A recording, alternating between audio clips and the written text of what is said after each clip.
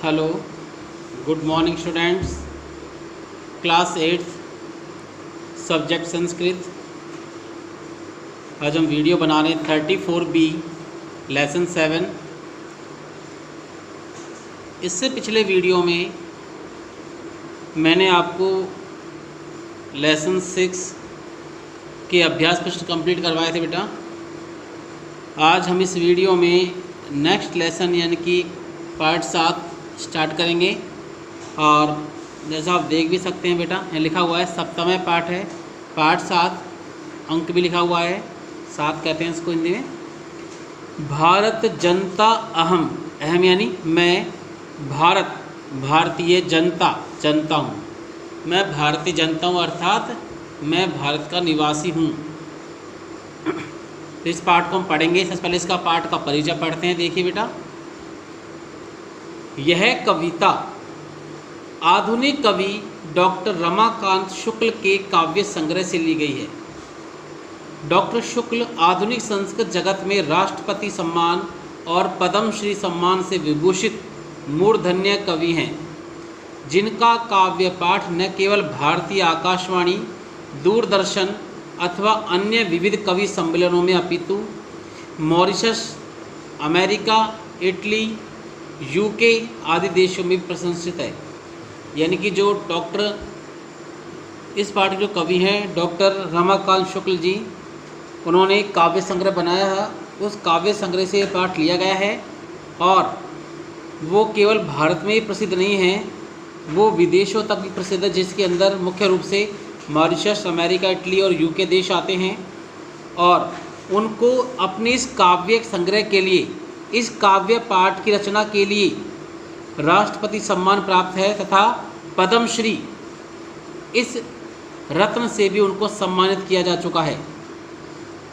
भांति में भारतम और जय भारत भूमे भांति मॉरिशसम, भारत जनता हम सर्वशुक्ला सर्वशुक्लोत्तरा आश्वाद्युषति मम जननी तथा राजधानी रचना इनकी महान काव्य रचना है। यानी इन काव्य रचनाओं के ये सभी नाम हैं जो इनकी रचना ये प्रसिद्ध हैं पूरे संसार में। तो देखिए बेटा कि भारत की जनता कैसी है, भारत की जनता के विचार कैसे हैं, उनके अंदर कौन कौन से गुण हैं और वो किस प्रकार से अपना जीवन यापन करती है, और उस जनता के कारण भारत देश किस प्रकार विश्व गुरु कहलाता है।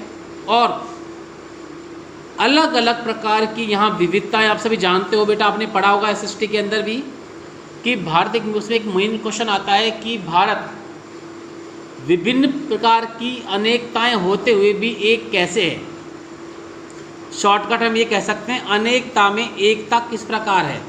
तो हमारे भारत देश के अंदर अलग अलग प्रकार के धर्मों वाले रहन सहन, रीति रिवाज, परंपराएं, वेशभूषा, खान पान आदि सभी प्रकार की अलग अलग प्रकार की भिन्नताएं हैं, लेकिन फिर भी हमारे देश के जो निवासी है, जो जनता है, वो हमेशा एक है, क्योंकि उनमें आपस में जो भाईचारे की भावना है, संगठन की जो भावना है, उसके कारण वो हमेशा एक रहते हैं। इसीलिए इसे अनेकता में एकता का प्रमाण भी समझा जाता है।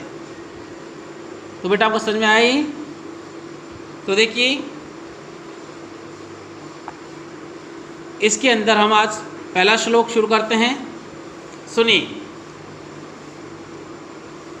अभिमान धना विनय उपेता शालीना भारत जनता अहम कुशीलादपि कठिना कुसुमाद अपि सुकुमारा भारत जनता हम। देखिए बेटा, सबसे पहले पढ़ते हैं अहम, मैं, भारत जनता, भारतीय जनता, मैं भारतीय जनता, अभिमान, स्वाभिमान, अभिमान का अर्थ क्या होता है? स्वाभिमान से युक्त, धना, धन वाली, मैं भारतीय जनता स्वाभिमान से युक्त, धना, धन वाली, विनय उपेता, विनय कहते हैं विनम्रता को, उपेता ही नहीं होता है युक्त, विनम्रता से युक्त या विनम्रता सहित, शालीना और शालीन हो, शालीन मतलब होता है अच्छे गुण वाले, मैं भारतीय जनता स्वाभिमान वाली या स्वाभिमान से युक्त, धन वाली, विनम्रता से युक्त और शालीन हूँ। सेकंड लाइन देखो, अहम भारत जनता, मैं भारतीय जनता, कुशीलात अपि, कुशीलात का अर्थ होता है वज्र, और अपि यानी भी, वज्र से भी। देखो बेटा, वज्र जो होता है यानी भगवान जो देवराज इंद्र हैं उनके पास, आप जानते हो उनका जो अस्त्र है वो क्या है, वज्र है, और वज्र बहुत ताकत है, बहुत कठोर होता है। तो भारतीय जनता कहती है कि मैं कुशीलादपि यानी कि वज्र से भी कठिना, कठोर हूँ, और कुसुमादपि, कुसुम कहते हैं फूल को, तो फूलों से अपि भी सुकुमारा, अधिक कोमल हूँ। भारतीय जनता कहती है कि मैं वज्र से भी कठोर और फूलों से भी अधिक कोमल हूँ। तो पूरे श्लोक की हिंदी फिर सुन लो। मैं भारतीय जनता स्वाभिमान से युक्त, धन वाली, विनम्रता से युक्त और शालीन हूँ, तथा मैं भारतीय जनता वज्र से भी कठोर और फूलों से भी अधिक कोमल हूँ। तो ये यहाँ कवि भारतीय जनता की विशेषता, उसके गुणों के विषय में समझा रहा है। अर्थात यहाँ इसका भावार्थ ये कह सकते हैं बेटा कि भारत की जनता बहुत ही स्वाभिमान से युक्त है, विनम्रता वाली है और अच्छे गुणों से युक्त यानी शालीन है, तथा वो ये कहती है कि शत्रुओं के लिए, हमारे जो शत्रु हैं, हमारे देश के जो शत्रु हैं, उनके लिए हम वज्र से भी कठोर हैं, और जो हमारे मित्र हैं उनके लिए हम फूलों से भी कोमल है। तो यहाँ पर कवि ये भाव दर्शाना चाहता है। तो आज के वीडियो बस बेटा इतना ही। तो आपको इसमें क्या क्या करना है वो सुन लें एक बार आप। इसमें ये शब्दार्थ हैं ये आपको CW में कंप्लीट करना है। इसके पश्चात इसका जो हिंदी अनुवाद है ये आपको HW कॉपी में लिखना है। ठीक है बेटा, बस।